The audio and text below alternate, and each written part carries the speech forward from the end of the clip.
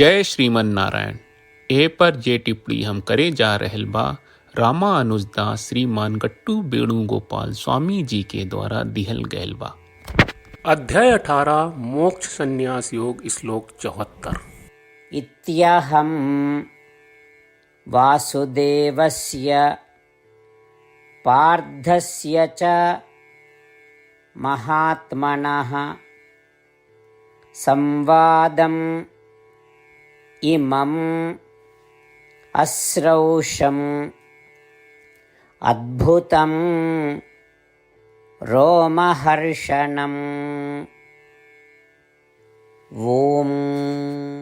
अब तक गीताचार्य श्री कृष्ण परमात्मा अर्जुन के साथे साथे हमनी सब के भी मोक्ष संन्यास योग सिखा रहल बानी। हालांकि भगवत गीता के शुरुआत धृतराष्ट्र के संजय से पूछल एगो सवाल से होला। संजय धृतराष्ट्र से भगवत गीता सुनवले और ई क्रम से संजय धृतराष्ट्र से कहले कि हे धृतराष्ट्र, श्री कृष्ण और अर्जुन के ई अद्भुत बातचीत सुनले बानी और जौन सुनले बानी ऊ रौरा से सुनावले बानी। दोनों जना के बीच जौन बात कही भइल बा ऊ अद्भुत रही और ई सुन के हमरा रोंगटे खड़े हुई गवा। ऊ बातचीत में इतना रोमांचकारी और विस्मयकारी संदेश रहे। ई कह के संजय आपन सुनल भगवत गीता के प्रति आपन सर्वोच्च सम्मान और ई प्रशंसा जतावले बाड़े। श्री कृष्ण परमात्मा और आचार्य लोग के कृपा से श्री कृष्ण परमात्मा अर्जुन के बीच के अनमोल, आश्चर्यजनक और विस्मयकारी वार्तालाप अर्थात भगवत गीता सुनने का सौभाग्य मिलल बा। श्रीमन नारायण और आचार्य लोग से प्रार्थना करत कि हमनी के भगवत गीता के बार बार सुने के मौका दी और अपना के श्रीमन नारायण के समर्पण करत हमनी के संजय के वचन के श्लोक के रूप में दोहरावे के कोशिश करी जा। इत्यहं वासुदेवस्य पार्थस्य च महात्मनः संवादमिममश्रौषम् अद्भुतं रोमहर्षणम्। श्रीमद् भगवत गीता का पूरा सार श्री कृष्ण परमात्मा ने अध्याय 18वें के श्लोक 65 से 70 में 8 काम करे खातिर दिले बाड़े। श्री कृष्ण कहले हम ओ लोगन से प्रेम करनी जो लोग इन 8 बातन के मान तारे। हम ओ भक्तन के हर तरह से रक्षा करब। श्री कृष्ण परमात्मा के द्वारा बोलल गईल संपूर्ण भगवत गीता सुनला के बाद अर्जुन कहले करिष्ये वचनम त्वा, जेके मतलब बा कृष्ण मैं उही करब जौन आप कही। यही कारण बा श्री कृष्ण अर्जुन के हर तरह के सफलता आ विजय प्रदान करेले। आई परमात्मा के आपन व्रत देई कि हमनी के ये 8 गौ कर्म के पालन करी जा।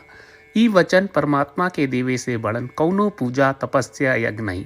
हम 8 प्रण कहब जौन हमनी के करे के चाहिए। आप सब कृपया इन्हन के आपन दिमाग और दिल में सोची। श्री कृष्ण के आपन वचन देवे के ई तरीका में हमनी सबकी कल्पना करे के चाहिए कि श्री कृष्ण का चेहरा खुशी से चमकत बा और खुशी के एहसास करत बा। जय श्रीमन नारायण। यहाँ हमनी के 8 वादा बा। हमनी के पहला वादा, हे श्रीमन नारायण, आपका निर्देश के मुताबिक हम हमेशा तोहार ध्यान करब और तोहार बारे में सोचब। हमनी के दूसर वादा, हे श्रीमन नारायण, आपका सलाह का अनुसार हम हमेशा आपका भक्त रहब। हमनी के तीसर वादा, हे श्रीमन नारायण, हम आपन सब काम तोहरा सेवा के रूप में और तोहरा संतुष्टि खातिर करब। हमनी के चौथा वादा, हे श्रीमन नारायण, जैस की आप माने के कहले रहलू, हमरा बहुत विश्वास बा कि हम आपके होई और हम हमेशा आपन दोनों हाथ जोड़ के आपके नमस्कार करब और आपकी पूजा करब। हमनी के पांचवा वादा, हे श्रीमन नारायण, हमरा के तोरा बात माम एकम शरणम ब्रज 1866 याद कहले, जहाँ आप हमरा के आपन का अर्पित करे का कहा। श्रीमन नारायण, मैं हमेशा तोहरे शरण में रहब। हमनी के छठवां वादा, हे श्रीमन नारायण, हमरा के तोहरा बात माँ सुचहा 1866 याद कहले कि आप हमनी के शोक ना करे का आश्वासन दे रहे बड़े। हम अब और शोक ना करब। हमनी के 7वां वादा, हे श्रीमन नारायण, आपने हमरा खातिर श्रीमद् भगवत गीता के वितरण करके हम सबके कृपा कहले और आशीर्वाद दहले बा। हम वादा करत बानी कि रोजाना कम से कम 1 श्लोक पढ़ब या सुनब। हमनी के 8वां वादा, हे श्रीमन्नारायण, आप गीता के पूरा मानवता तक ले गयलू। हम गीता में आपके दिव्य वचन के उन भक्तन तक पहुँचावे के प्रयास करब जे गीता से अपरिचित बा। हे श्रीमन्नारायण, हम उई करब जौन तू करे का कहब। हम ऐसन व्यवहार करब जैसन आप चाहत बानी और हम खाली आपका खातिर काम करब। श्रीमन्नारायण के रोज आपन वचन देहल कि हम ओइस करब जैस आप कहत बानी, ई अपने आप में बड़न पूजा बा। श्रीमन्नारायण, करशे वचनम त्वा। श्रीमन्नारायण, हम तोरे निर्देश के मुताबिक काम करब। सर्वम श्री कृष्ण अर्पणम अस्तु। जय श्रीमन्नारायण।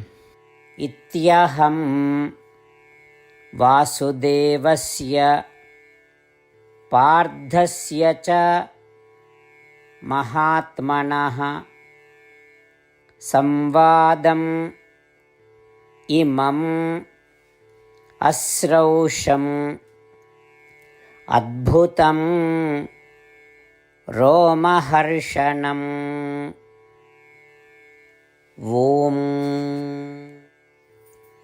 इत्यहं वासुदेवस्य पार्थस्य च महात्मनः संवादमिममश्रौषम् अद्भुतं रोमहर्षणम्।